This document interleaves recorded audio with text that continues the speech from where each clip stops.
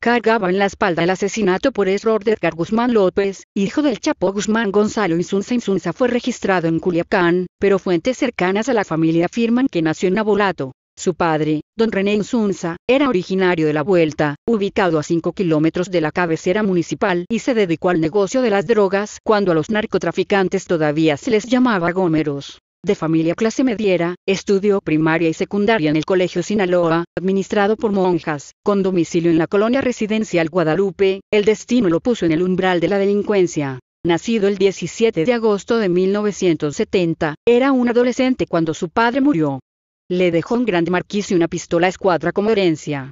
Jugueteaba con el arma hasta que decidió que debía tener alguna utilidad. Una noche, durante una fiesta en su casa, mató a un joven que se estaba burlando de él. Fue el primer crimen que cometió. Estaban cada uno en los extremos de una mesa y Gonzalo Insunza tenía empuñada la pistola por debajo del mantel. Le dejó ir 5 disparos y el tipo cayó de espaldas con todo y silla, bañado en sangre. La fiesta terminó y media hora después elementos de la policía municipal llegaron en una patrulla y se llevaron el cuerpo para tirarlo en las afueras de la ciudad. Tenía 19 años. Insunza se fue a Sonora, donde incursionó en el narcotráfico. Allá estuvo varios años trajinando hasta que regresó, a finales de los años 90, convertido en un hombre de armas. Estando allá se enemistó con un narcotraficante culichi, Jesús René del Dajillo Mesa, a quien acusaba de haberle robado 1 tonelada de marihuana y 1,5 millones de pesos. Lo persiguió y atentó contra su vida para cobrar la afrenta, pero nunca logró su objetivo de exterminarlo. Delgadillo Mesa se vino a esconder a Culiacán y hasta acá regresó el macho Prieto buscando asesinarlo. Contrató sicarios con el único fin de cobrar la deuda como él pensaba que debía hacerlo. No se detuvo en contemplaciones. El 15 de junio de 2001, en la colonia Las Quintas, un grupo de pistoleros a su mando irrumpió en una fiesta infantil, donde se encontraba René Delgadillo e intentó matarlo. Murieron 2 policías de la Oficina Estatal de Protección Privada y una jovencita, Mireya Orquiza Benítez, pero su enemigo logró escapar. Ismael Zambada García supo de la belicosidad del macho Prieto y lo mandó llamar. Y ahí empezó la relación. Trabajó para él muchos años, pero siempre con niveles de autonomía que le permitían también traficar drogas por su cuenta.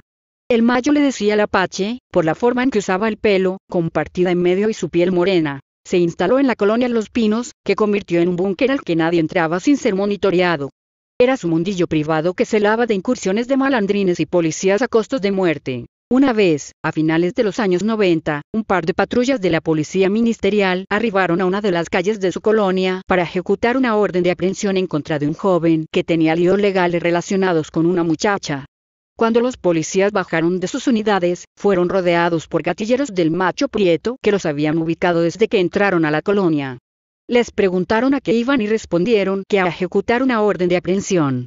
El joven por el que iban no tenía nada que ver con la clica de Gonzalo Insunza, pero estaban invadiendo un territorio que para el macho era sagrado. ¿Quién es su jefe?, preguntaron los sicarios, la mayoría mozalbetes con cuernos de chivo al hombro.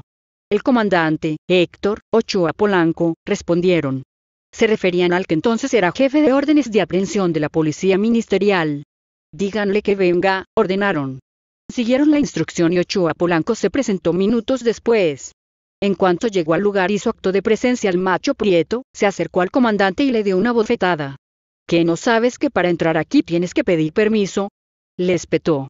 Le dio otra cachetada y le dijo que no se volviera a parar por ahí. Luego ordenó que desarmaran a los policías y que los dejaran ir. Los agentes se retiraron en sus camionetas. 2 días después, personal de la ministerial recibió la indicación de que enfrente de la comandancia, por el Boulevard Emiliano Zapata, se encontraba un vehículo con las armas que les habían asegurado 2 días antes.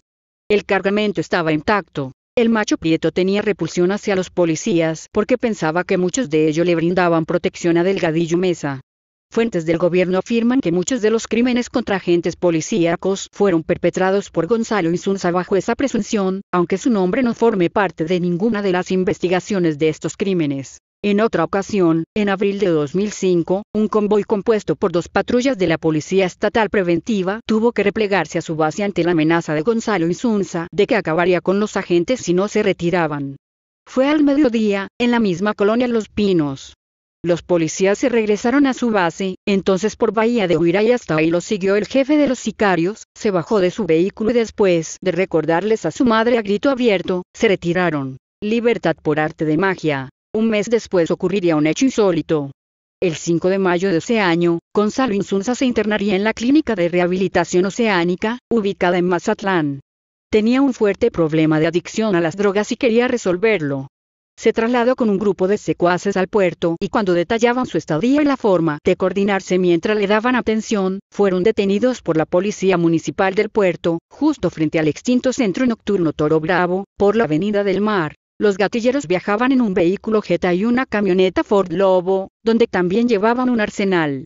Les aseguraron una bazuca, 2 fusiles AK-47, 2 fusiles AR-15, uno de los cuales traía un lanzagranadas, 3 pistolas y 7 granadas para fusil. Los detenidos dijeron llamarse Cándido Rocha Ortiz, José Miguel Castro González, Alberto César Acosta Chaires, Fabián Montes Aragón y Abraham Alberto Salcedo Hernández, de 20, 22, 23, 26 y 26 años, todos culichis. Asimismo aseguraron 185 municiones para fusil cuerno de chivo, 138 cartuchos para fusilar, 15 pecheras, varios cargadores normales y de disco, además de dólares y diversas joyas. Desde el día de la detención, corrió la versión de que los aprehendidos fueron 8, pero que solo habían sido presentados 6, un menor de edad entre ellos. El mismo jueves, 5 de mayo, se dieron a conocer los nombres de Bernabé León Parra y Juan Manuel García Peiró, mismos que habrían sido liberados. Fotografías tomadas mientras eran detenidos en el lugar de los hechos, muestran a 2 hombres que nunca fueron presentados.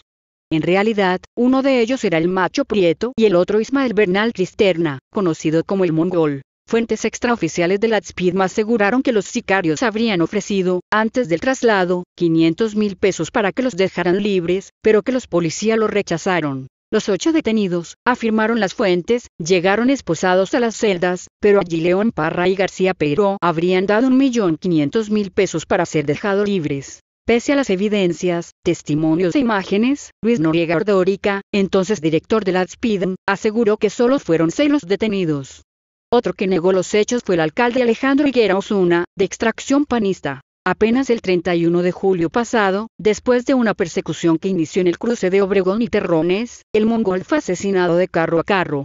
Fuentes policíacas extraoficiales aseguraron que fue el mismo Macho Prieto quien ordenó su muerte al sospechar que lo estaba traicionando. La casa de Frías Castro. Era marzo de 2005 y en todo el país las fuerzas del Partido de la Revolución Democrática se movilizaron para impedir que el entonces jefe de gobierno del Distrito Federal, Andrés Manuel López Obrador, fuera desaforado.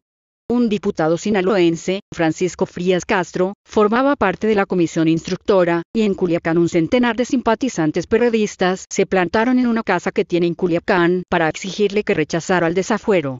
Fue el 30 de marzo de 2005. La casa está ubicada por la calle Ciudades Hermanas, en la colonia Guadalupe.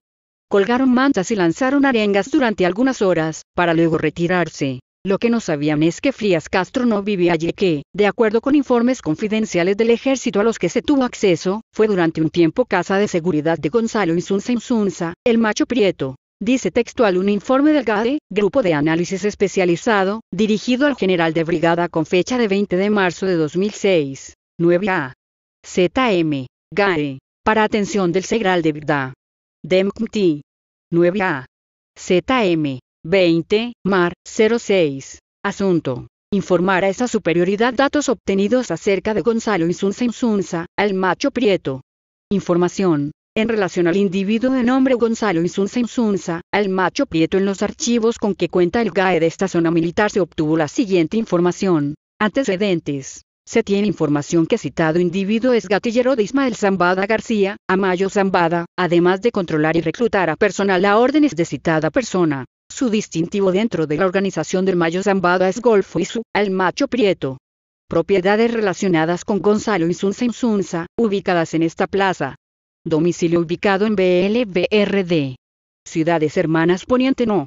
168 entre Avenida Andrade y Cerrada Guadalupe. Esta casa es de color café con un portón del mismo color, la cual conforme al contrato de luz se encuentra registrado con el nombre de Francisco Frías Castro. De este individuo se sabe que tiene una trayectoria política en el Partido Revolucionario Institucional, PRI, actualmente es presidente de la Fundación Luis Donaldo adherida al PRI, y en el registro público de la propiedad se encuentra registrada a nombre de Nadia Acuña Delgado de Frías. Francisco Frías Castro es ahora secretario de Educación Pública del gobierno de Mario López Valdés. Mayo de 2008, el parteaguas. El poder de Gonzalo Insunza se vino abajo desde la noche del 8 de mayo de 2008, cuando fue asesinado Edgar Guzmán López, en el estacionamiento del City Club.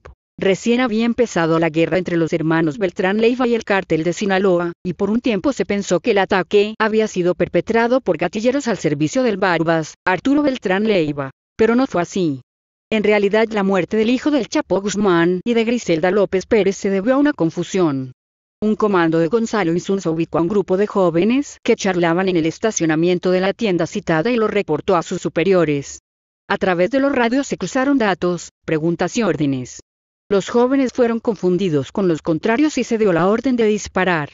Murió junto con Edgar Guzmán un hijo de Blanca Margarita Cázares Salazar, Arturo Mesa Cázares y un sobrino del Chacó, César Ariel Loera Guzmán. Se sabría después que los jóvenes habían acudido al lugar con el fin de tratar dos camionetas blindadas. A partir de entonces la vida se le complicó al macho Prieto, que habría sido protegido por Ismael Zambada, hasta que tuvo que abandonar el estado. Más información sobre el narcotráfico en el blog del narco.com.